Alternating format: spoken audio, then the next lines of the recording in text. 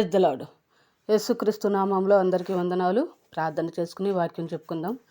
సర్వోన్నతుడా, సర్వశక్తిమంతుడా, జీవాధిపతి, జీవం కలిగిన దేవా, మీకు వందనాలు. మీ ఉచితమైన కృపను బట్టి ప్రార్థన చేస్తున్నాం తండ్రి. వాక్యం చెప్పుతుండగా మంచి జ్ఞానము దయచేయండి. ఏ రీతిగా వివరించగలగాలో అట్టి కృపతో నింపమని వేడుకుంటున్నాము. మీరే అభిషేకించండి, మీ సహాయాన్ని దయచేయండి. అనేకులు గ్రహించులాగున నాయన ఏ రీతిగా చెప్పగలగాలో అట్టి జ్ఞానాత్మతో మీరే నన్ను నింపి మీ సహాయాన్ని దయచేసి మీ కృపలో ఎత్తిపట్టుకుని నడిపించమని యేసు నామంలో అడిగి వేడుకొంచున్నాము తండ్రి. ఆమేన్. యేసుక్రీస్తు శిలువ మీద మాట్లాడిన రెండవ మాటను చెప్పుకుందాం. లూకా సువార్త 23వ అధ్యాయము 42-43 వచనాలు. అందుకైన వానితో, నేడు నీవు నాతో కూడా పరదేశంలో ఉందువని నీతో నిశ్చయముగా చెప్పుచున్నానెను. యేసుక్రీస్తుతో కూడా సిలువ వేయబడిన వారు బందిపోటు దొంగలు. అయితే కుడి చేతి వైపున ఉన్న దొంగ దేవునిని వేడుకొనగా దేవుడు అతనిని క్షమించాడు. అయితే ఆ దొంగ యేసుక్రీస్తుని వేడుకున్నాడు కాబట్టి క్షమించాడు.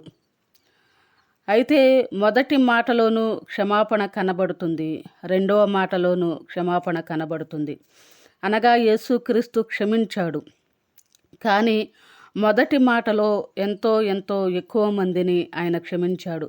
రెండవ మాటలో ఒకే ఒక వ్యక్తిని క్షమించాడు. మొదటి మాటలో ఆయనను నిందించి హింసించిన అనేకులను క్షమించాడు. మత్తయి సువార్త 5వ అధ్యాయము 11వ వచనం. నా నిమిత్తము జనులు మిమ్మును నిందించి హింసించి మీ మీద అబద్ధముగా చెడ్డ మాటలెల్లా పలుకున్నప్పుడు మీరు ధన్యులు. వాక్యము చెప్పిన ప్రకారముగా జనులెందరూ ఆయనను నిందించారు, హింసించారు. అలాగే రెండవ మాటలో కూడా ఆయనతో సిలువ వేయబడిన బందిపోటు దొంగలను ఆయనను నిందించారు అని వాక్యములో రాయబడి ఉన్నది. మత్తయి సువార్త 27వ అధ్యాయము 44వ వచనము. ఆయనతో సిలువ వేయబడిన బందిపోటు దొంగలను అలాగే ఆయనను నిందించెడిరి. అప్పటి వరకు ఆయనను నిందించిన ఆ బందిపోటు దొంగ తన మనస్సును మార్చుకున్నాడు. కాబట్టి పశ్చాత్తాపముతో ఆయనను వేడుకొన్నాడు. అందుకే ఆ దొంగను యేసుక్రీస్తు క్షమించాడు. ఎవరైనా సరే వారి మనస్సులను మార్చుకొనుట ఎంతో మంచిది. మత్తయి సువార్త 21వ అధ్యాయము 28వ వచనం నుండి 31వ వచనం వరకు కూడా. మీకేమి తోచుచున్నది? ఒక మనుషునికి 2 కుమారులుండిరి. అతడు మొదటి వాని యొద్దకు వచ్చి, కుమారుడా, నేడు పోయి ద్రాక్ష తోటలో పని చేయమని చెప్పగా వాడు పోను అని ఉత్తరమిచ్చెను. కానీ పిమ్మట మనసు మార్చుకొని పోయెను. అతడు రెండవ వాని యొద్దకు వచ్చి ఆ ప్రకారమే చెప్పగా వాడు అయ్యా పోదుననెను, గాని పోలేదు. ఈ ఇద్దరిలో ఎవడు తండ్రి ఇష్ట ప్రకారము చేసిన వాడని వారిని అడిగాను. అందుకు వారు మొదటి వాడే అనిరి. యేసు సుంకరులను వేశ్యలను మీకంటే ముందుగా దేవుని రాజ్యంలో ప్రవేశించుదరని మీతో నిశ్చయముగా చెప్పుచున్నాను నేను. ఆయన సొంత ప్రజలే ఆయనను శిలువ మరణమునకు అప్పగించారు. ఎందుకనగా ఆయన సొంత ప్రజలైన వారు ఆయనను దేవుని కుమారుడిగా గుర్తించలేదు. కానీ ముందు ఆయనను నిందించి దూషించినా సరే ఆ బందిపోటు దొంగ మరలా ఆయనను దేవుని కుమారునిగా, పాపుల రక్షకునిగా గుర్తించాడు. కాబట్టి ఆయన తన రాజ్యముతో వచ్చునప్పుడు తనను జ్ఞాపకము చేసుకొనమని ఆయనను వేడుకొన్నాడు. అనగా అతడు చేసిన పాపములకు పశ్చాత్తాపము చెందినవాడై బహు వినయముతో ప్రార్థించాడు. కాబట్టి యేసుక్రీస్తు వానికి పరదేశంలో ప్రవేశించు అర్హతను ఇచ్చాడు. కానీ దేవుని వాక్యం ఏమని చెప్తుంది? యోహాను సువార్త 3వ అధ్యాయము 5వ వచనం. యేసు ఇట్లనెను, ఒకడు నీటి మూలముగాను ఆత్మ మూలముగాను జన్మించితేనే కానీ దేవుని రాజ్యములో ప్రవేశించలేడని నీతో నిశ్చయముగా చెప్పుచున్నానెను. ఎవరైనా సరే దేవుని రాజ్యంలో ప్రవేశించాలంటే ఆ వ్యక్తులు మొదట బాప్తిస్మము తీసుకోవాలి, పరిశుద్ధాత్మ శక్తిని పొందుకోవాలి. కానీ సిలువ మీద ఉన్న ఈ బందిపోటు దొంగ బాప్తిస్మము తీసుకొనలేదు, పరిశుద్ధాత్మ శక్తిని పొందుకొనలేదు. అనగా ఈ 2 అనుభవములను కూడా అతడు పొందుకొనలేదు. కానీ పరదేశులో చేర్చబడ్డాడు. ఎందుకనగా యేసుక్రీస్తు యొక్క మాట వలన మాత్రమే. ఆయన మాటకు ఎంతో శక్తి ఉన్నది. ఆ మాట ద్వారా లాజరును సమాధిలో నుండి లేపాడు.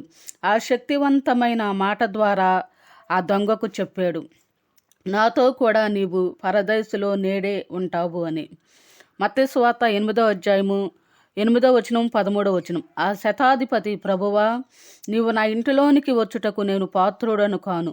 నీవు మాట మాత్రము సెలవిమ్ము, అప్పుడు నా దాసుడు స్వస్థపరచబడును.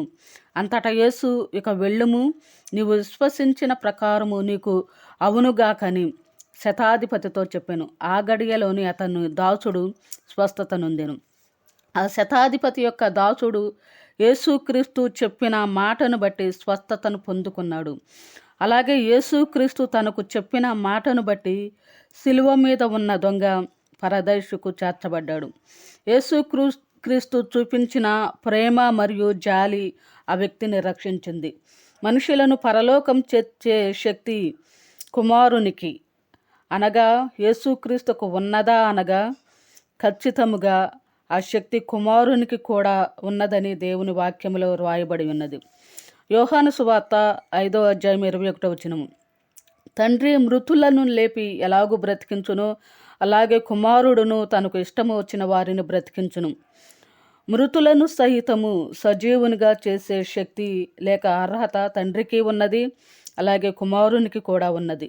ఎందుకనగా కుమారుడు తండ్రి చిత్తానికి తలవంచాడు కాబట్టి, ఆయన మానవుల కొరకే ఈ లోకానికి వచ్చి సిలువలో తన ప్రాణమును పెట్టాడు కాబట్టి, తనకు ఇష్టము వచ్చిన వారిని ఆయన బ్రతికిస్తాడు.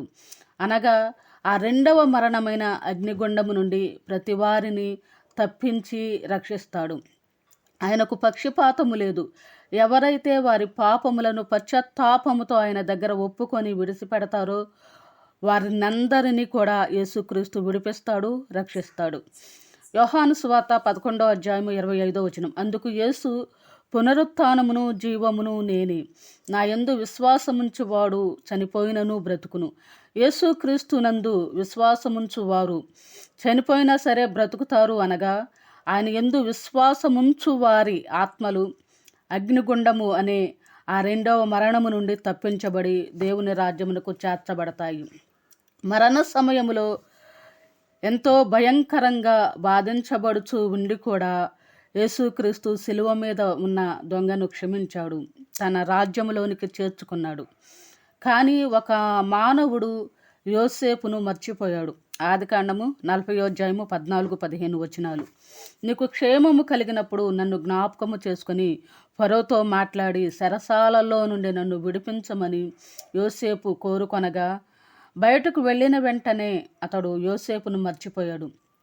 అదే దేవునికి మనుషులకు మధ్య ఉన్న తేడా. మనుషులైతే మాట ఇచ్చి వెంటనే మర్చిపోతారు, కానీ దేవుడు మాత్రము ఎప్పటికైనా ఆ మాటను నెరవేర్చుతాడు. అలాగే మరణ సమయంలో సంసోను పెట్టిన మొర్రను, ప్రార్థనను దేవుడు విన్నాడు. కోల్పోయిన శక్తిని తిరిగి ఇచ్చాడు. అలాగే అతని ఆత్మను రక్షించాడు. ప్రకటన గ్రంథము 2వ అధ్యాయము 7వ వచనంలో రాయబడిన మాట, జయించు వానికి దేవుని పరదేశంలో ఉన్న జీవవృక్ష ఫలములను భుజింపనెత్తును. జీవవృక్ష ఫలాలను భుజించాలంటే జయించాలి. యేసుక్రీస్తు మరణాన్ని జయించిన ప్రకారము మనము లోకాన్ని, లోకములో ఉన్న పాపాన్ని జయించాలి. ఆ జీవవృక్ష ఫలాలను ఆదాము అవ్వలను దేవుడు తిననీయలేదు. ఎందుకనగా వారు అపవాదిని జయించలేకపోయారు కాబట్టి. ఎవరైనా సరే ఆ జీవవృక్ష ఫలాలను భుజించాలంటే అపవాదిని జయించాలి. అందుకే యేసుక్రీస్తు శిలువ మరణము ద్వారా అపవాది తలను చితకద్రొక్కి మనలను గెలిపించాడు. కాబట్టి మనము ఆయన శక్తిని పొందుకొని అపవాదిని ఎదిరించాలి, అపవాది పైన జయాన్ని పొందుకోవాలి. దేవుని రాజ్యమునకు మనము సిద్ధపడాలి. జీవవృక్ష ఫలాలను భుజించే అర్హతను దేవుడు మనకిచ్చాడు.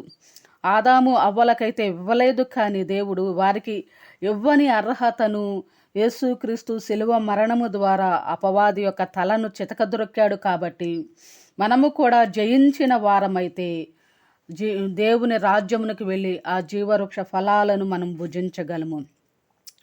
ఆయన జీవాహారాన్ని నేనే, జీవజలాన్ని నేనే అని కూడా చెప్తూ ఉన్నాడు. కాబట్టి ప్రతి ఒక్కరము కూడా ఆయన కొరకు సిద్ధపడాలి, దేవుని రాజ్యము కొరకు సిద్ధపడాలి. మరి ఈ సిలువ మీద ఉన్న దొంగ ఏ రీతిగా క్షమించబడ్డాడు, దేవుని రాజ్యానికి చేర్చబడ్డాడు. అలాగే మనము కూడా క్షమించబడిన వారమై దేవుని రాజ్యానికి సిద్ధపడి ఆ జీవవృక్ష ఫలాలను భుజించుదుముగాక. ఆమేన్.